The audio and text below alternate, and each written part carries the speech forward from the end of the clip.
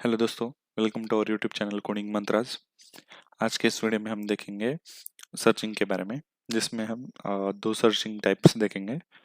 एक जो है लीनियर सर्च और दूसरा है बाइनरी सर्च। तो ये दोनों को हम देखने वाले हैं। ये अरे का फोर्थ पार्ट है। अगर आपने अरे के पहले 3 पार्ट देखे नहीं है तो आप देख सकते हो, मैं आपको लिंक दे दूंगा आई बटन में। तो सबसे पहले हम लीनियर सर्च के बारे में देखेंगे। तो लीनियर सर्च में क्या है ना, बेसिक ऑपरेशंस है। जैसे कि अभी हम देख सकते हैं कि हमने क्या किया था, प्रिंटिंग का ऑपरेशन परफॉर्म किया था, मतलब ट्रैवर्सिंग। तो ट्रैवर्सिंग का कोड क्या था, हमने क्या किया, फॉर लूप लिया, int i is equal to 0, i less than n, i plus plus.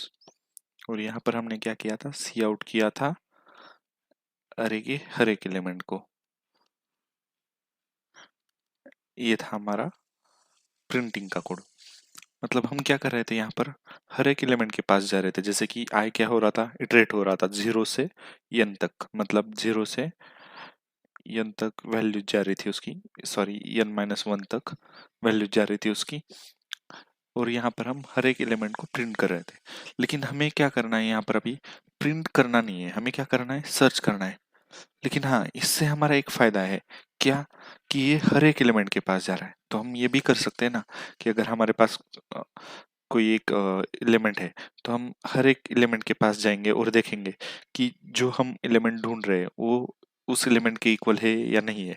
अगर मिल जाता है हमें अंदर ही किसी एलिमेंट्स के इक्वल, तो हम क्या कर देंगे, यहाँ पर सी आउट कर देंगे कि हमें एलिमेंट मिल चुका है।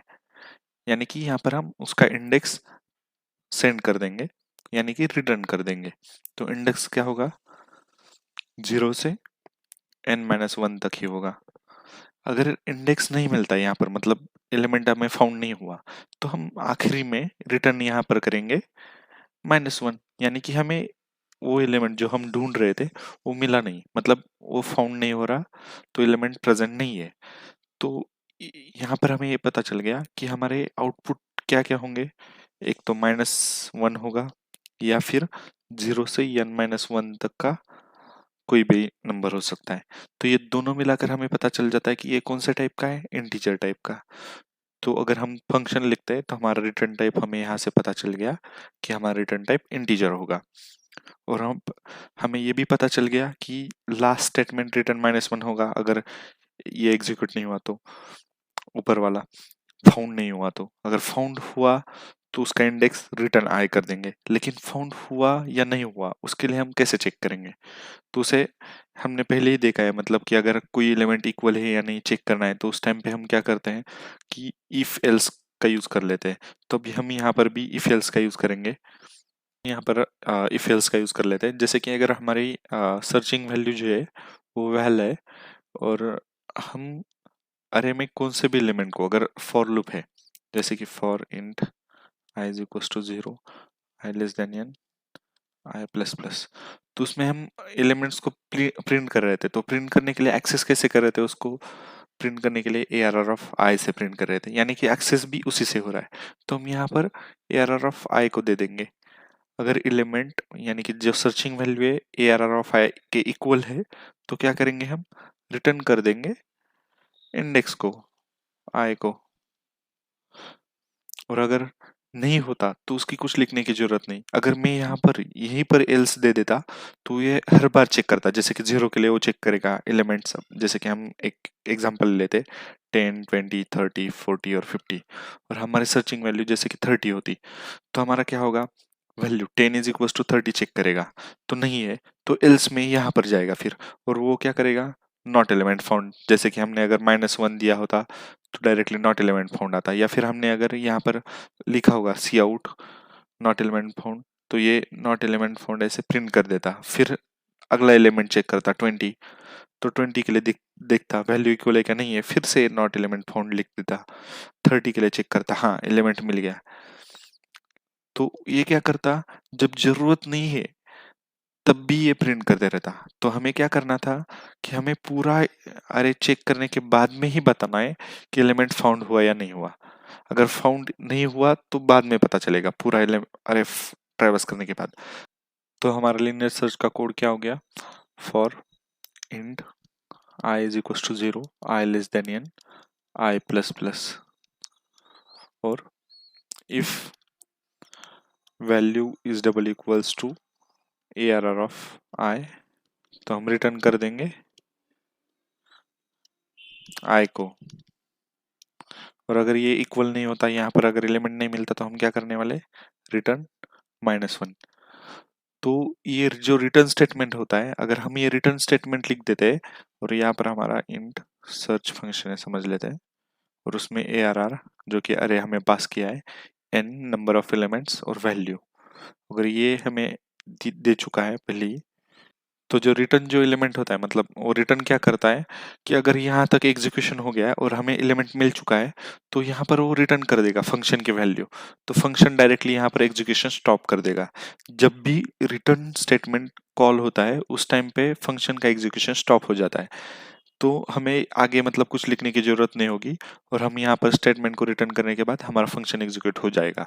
अगर हम पूरा अरे ढूंढते हैं और यहाँ पर ये स्टेटमेंट एग्जीक्यूट नहीं होता, तो आखिर में ये स्टेटमेंट एग्जीक्यूट होगा, जो कि क्या कह देगा कि हम एलिमेंट फाउंड नहीं हुआ। क्योंकि अगर पूरे अरे में उसको एलिमेंट इक्वल मिला ही नहीं, तो ऑब्वियसली बात है कि वो नॉट इक्वल्स टू पता चल जाएगा, और उसे एलिमेंट नहीं है, तो वो सेंड कर देगा -1 को, और हमारा फंक्शन एग्जीक्यूट हो जाएगा प्रॉपरली। तो हम अभी बाइनरी सर्च के बारे में देखते हैं। तो हम अभी बाइनरी सर्च के बारे में देखेंगे। तो बाइनरी सर्च जो है, ये एक एल्गोरिदम है। तो ये जो एल्गोरिदम है, वो एक अजम्पशन पे वर्क करता है। तो कौन सा है अजम्पशन, वो कि जब भी हम बाइनरी सर्च करते हैं, तो उस टाइम पे हमारा जो अरे है वो सॉर्टेड फॉर्म में है, ये बाय डिफॉल्ट होगा, तभी बाइनरी सर्च वर्क करेगा। जैसे कि अगर हमारा एलिमेंट्स 10, 20, 90, 40 और 50 होगा, तो ये वर्क नहीं करेगा। क्यों? क्योंकि अरे सॉर्टेड नहीं है।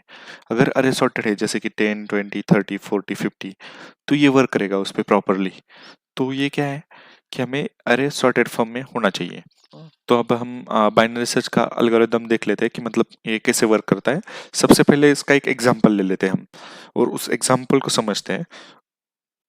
तो हमारे पास एक अरे दिया हुआ है जिसके एलिमेंट्स है 10, 20, 30, 40 और 50। तो n क्या है, नंबर ऑफ एलिमेंट्स 5। हमें जो वैल्यू सर्च करनी है वो 50 है। तो हमारा आउटपुट क्या आएगा, 4, जो कि इसका इंडेक्स है, इंडेक्स 0, 1, 2, 3, 4। तो हमें क्या होता है कि जब भी हम बाइनरी सर्च करते हैं, तो हम अरे को as a number of elements लेते पहले, सबसे पहले 10, 40, 50। तो हम क्या करते हैं, सबसे पहले ये जो नंबर ऑफ एलिमेंट्स है उनका मिड फाइंड करते हैं।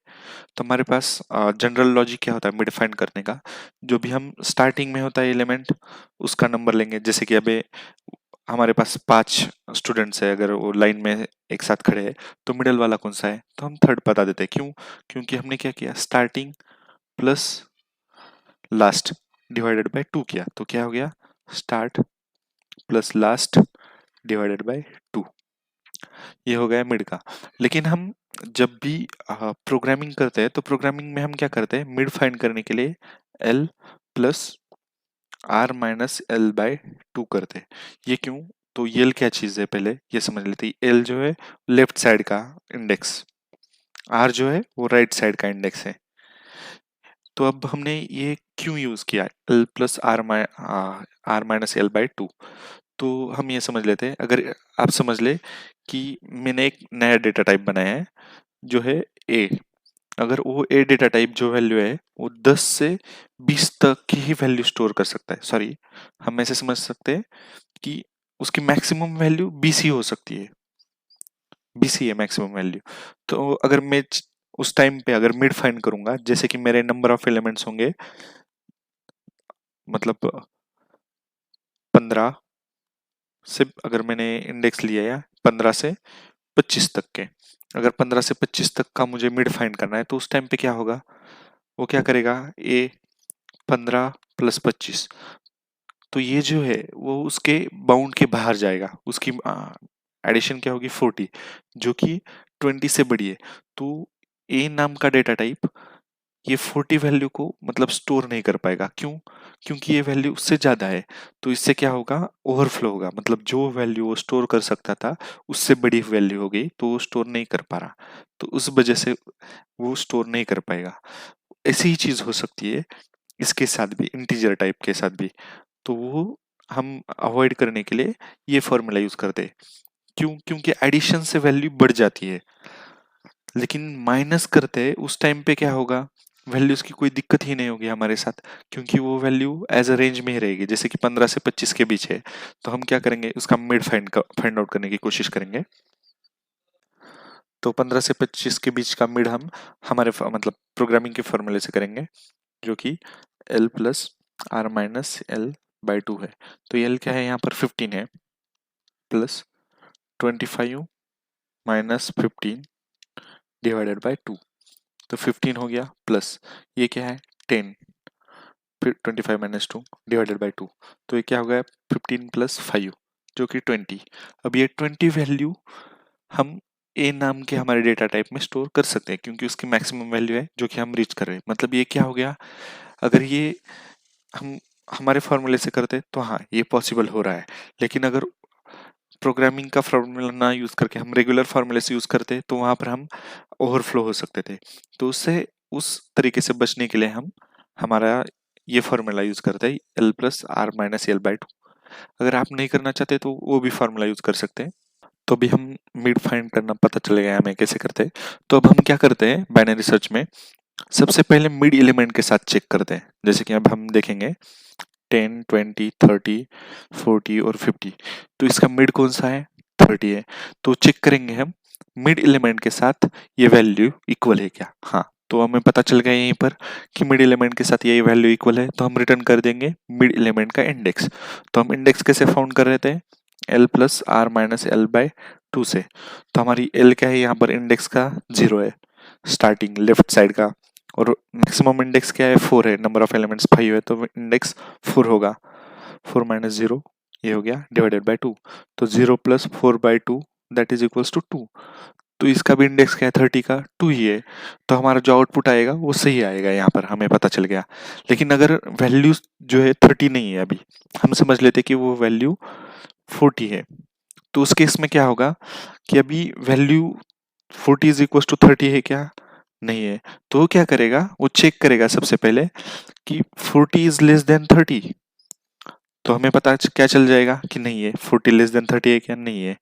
तो फिर बाद में चेक करेगा 40 इज ग्रेटर देन 30। तो हाँ, हमें यहाँ पर पता चल गया 40 इज ग्रेटर देन 30। लेकिन अभी यहाँ पर हमने एक कंडीशन ली थी कि हमारा अरे जो है वो सॉर्टेड फॉर्म में है। तो उसे पता चल गया यहाँ पर कि अगर 30 से भी वैल्यू जो हम सर्च कर रहे हैं वो बड़ी है, तो ये इसी साइड होगी। इससे छोटी साइड तो हमारी स्मॉल वाली वैल्यू है, तो फिर वैल्यू बड़ी है। तो वो क्या कर देगा, मिड जो एलिमेंट था उससे बड़ा इंडेक्स, अब ये यहाँ पर क्या था, मिड का इंडेक्स 2 था, तो क्या कर देगा, लेफ्ट साइड का इंडेक्स यानी कि लोएस्ट साइज का इंडेक्स जो है एल को चेंज करेगा। वो कौन सी इंडेक्स को, नेक्स्ट इंडेक्स के साथ, मिड प्लस 1 के साथ। तो मिड प्लस 1 उसके साथ, और जो राइट साइड का इंडेक्स है उसको एज इट इज रखने देगा, क्योंकि हम लास्ट तक चेक करेंगे। अगर हमारी केस में एलिमेंट्स अगर 40 की जगह 20 होता तो हमें पता क्या चल जाता, एलिमेंट लेस देन 30 है। तो उस टाइम पे वो क्या करता, एल तो उसका बराबर है, उस टाइम पे एल की वैल्यू एज इट इज रहेगी। क्यों? क्योंकि वो इस साइड को घटा के यहां तक आना चाहता था, मतलब इससे ही नीचे वैल्यू होगी उसकी, उसको पता है अभी, क्योंकि अगर मिड से इक्वल नहीं है तो इससे ही नीचे है वैल्यू। तो उस टाइम पे वो चेंज कर देता आर को मिड माइनस 1 से, क्योंकि अगर उसको वैल्यू फाइंड करनी है तो मिलेगी यहीं पर। तो यहाँ पर सही है, हमें 20 वैल्यू तो यहीं पर मिल रही है। मतलब यहाँ पर क्या हो गया, हम जो हमारा मतलब सर्चिंग का ऑपरेशन कर रहे थे पहले, तो लीनियर सर्च में क्या कर रहे थे, हम हर एक के पास जा रहे थे, 10 के पास जा रहे थे, 20 के पास जा रहे थे, 30 के पास जा रहे थे, तो हमारा टाइम वेस्ट हो रहा था हर एक के पास जाकर चेक करने के लिए। लेकिन जब हम बाइनरी सर्च करते तो हम क्या कर देते, हमारा अरे तो पहले से सॉर्टेड है, तो हम डायरेक्टली आधे एलिमेंट्स को डायरेक्टली हटा देते कि हमें इनकी जरूरत नहीं है, क्योंकि ये इनमें तो एलिमेंट फाउंड होगा ही नहीं। तो हमारा टाइम बच जाता है उस केस में। तो जब भी नंबर ऑफ एलिमेंट ज्यादा होते हैं तो उस टाइम पे बाइनरी सर्च हमारे लिए टाइम कम कॉम्प्लेक्सिटी जो होती है वो कम कर देता है, तो हम जल्दी हमारा ऑपरेशंस परफॉर्म कर सकते हैं। तो इसलिए टाइम एफिशिएंट है बाइनरी सर्च। तो अब हम हमारे बाइनरी सर्च के एल्गोरिदम को समराइज कर लेते हैं। हम क्या कर रहे थे, सबसे पहले मिड के साथ चेक कर रहे थे। हमने क्या किया, सबसे पहले एक मिड एलिमेंट लिया, उसको हमने मिड कैलकुलेट किया उसका, वो क्या कर रहा था, l plus r minus l divided by 2 से। और हम क्या कर रहे हैं, मिड के साथ चेक कर रहे हैं वैल्यू की। If value double equals to mid, तो हम क्या कर रहे हैं, रिटर्न कर रहे हैं मिड का इंडेक्स जो भी है हमें फाउंड हो गया, पता चल गया। अगर नहीं है, इक्वल नहीं है, तो एल्सिफ होगा, वो क्या पता चल जाएगा, हम चेक करेंगे value is greater than mid. अगर मिड से वैल्यू बड़ी है, मतलब क्या होगा, एल शिफ्ट होगा, क्योंकि मिड से तो बड़ी है, तो एल चेंज क्या होगा यहाँ पर, मिड प्लस 1 को, क्योंकि वैल्यू बड़ी है, और आर एज इट इज रहेगा। अगर एल्स इफ वैल्यू जो है वो लेस है मिड से, तो उस चीज में क्या होगा, आर शिफ्ट होगा मिड माइनस 1 को, और एल एज इट इज रहेगा। तो ये हो गया, मतलब हमारा स्टेप्स है। कौन से स्टेप्स है, मिड फाइंड करना, फिर वैल्यू मिड के इक्वल है या नहीं, एलसिफ वाला, और ये फोर्थ पार्ट। तो मतलब ये 4 जो स्टेप्स है उससे हमारा पूरा एल्गोरिदम बनता है बाइनरी सर्च का। तो अभी हम इसी एल्गोरिदम को कोड में देखते हैं कि ये कैसे वर्क करता है। सबसे पहले हमने यहाँ पर मतलब हमारी लाइब्रेरी इंक्लूड कर ली है। जैसे कि हमने एज इट इज प्रिंट अरे का फंक्शन लिया है, जो भी हम प्रिंट कर रहे थे उसी टाइप में। तो आप देख सकते हैं हमारे हमने यहाँ पर लिनियर सर्च का फंक्शन लिया है। तो सिंपल है, जैसे कि हमने प्रिंट अरे में लिया था प्रिंट करने के लिए अरे, सेम ही है कोड, कुछ भी चेंजेस नहीं है। सिंपल हम इफ स्टेटमेंट को एक्स्ट्रा ऐड कर रहे हैं, जिसमें कि अगर देख रहे हैं एलिमेंट इक्वल है तो हम रिटर्न कर रहे हैं उसका इंडेक्स। अगर यहाँ पर वैल्यू कहीं पर भी रिटर्न नहीं होती तो फंक्शन एग्जीक्यूट नहीं होगा, और यहाँ पर एग्जीक्यूट हो जाएगा -1 से। और हमने नीचे यहाँ पर ये लिया है, अगर -1 वैल्यू आती है तो क्या है कि वैल्यू जो हम देख रहे थे सर्चिंग के लिए वो प्रेजेंट नहीं है अरे में। और अगर हमें एलिमेंट मिलता है तो हम उसका पोजीशन यहाँ पर दे रहे, पोजीशन की जगह हम इंडेक्स भी बता सकते हैं, kth इंडेक्स, लेकिन मैंने यहाँ पर पोजीशन के लिए किया है। वैसे अब हम यहाँ पर बाइनरी सर्च का देखते हैं।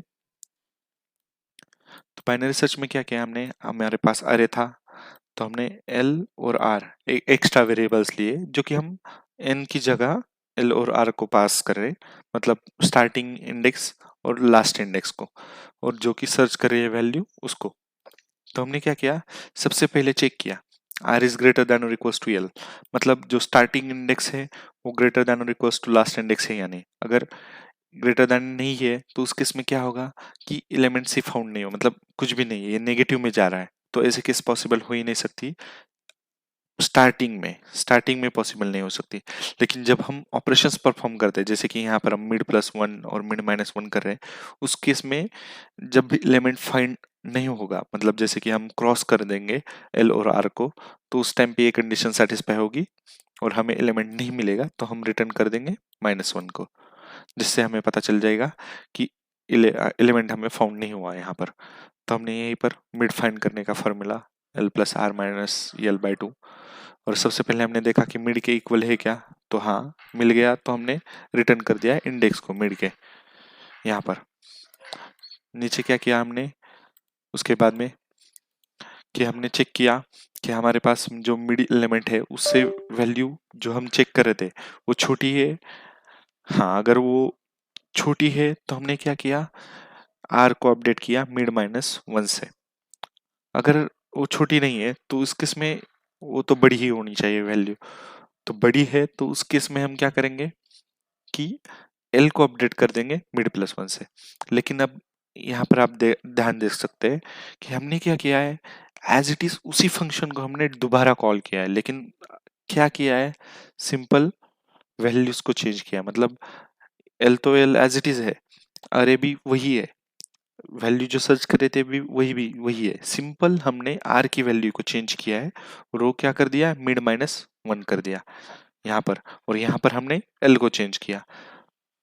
मतलब उसी फंक्शन से हम उसी फंक्शन को दोबारा कॉल करें, मतलब एक फंक्शन के अंदर से उसी फंक्शन को कॉल कर रहे थे, तो इसे हम रिकर्शन भी कहते हैं। तो ये जो पूरा कोड है हमने बाइनरी सर्च का देखा है वो रिकर्शन का है। अगर हम विदाउट रिकर्शन करते हैं, मतलब जैसे कि हमने ये किया है लीनियर सर्च वाला, तो इसमें कहीं पर हम लीनियर सर्च को दोबारा नहीं कॉल करें, तो ये क्या हो गया, इटरेटिव टाइप का। तो हमारे पास दो टाइप के कॉल होते हैं, एक तो इटरेटिव और एक रिकर्सिव। तो हमने यहाँ पर इटरेटिव किया है और यहाँ पर रिकर्सिव किया है। अगर आप इसका इटरेटिव कोड चाहते हैं तो आप कमेंट कर देना, मैं आपको कमेंट में दे दूंगा इसका कोड। तो हमने यहाँ पर क्रिएट अरे का एक फंक्शन किया है और ये हो गया हमारा पूरा कोड। तो अब हम इसे रन करके देख लेते हैं क्या होता है एग्जीक्यूट।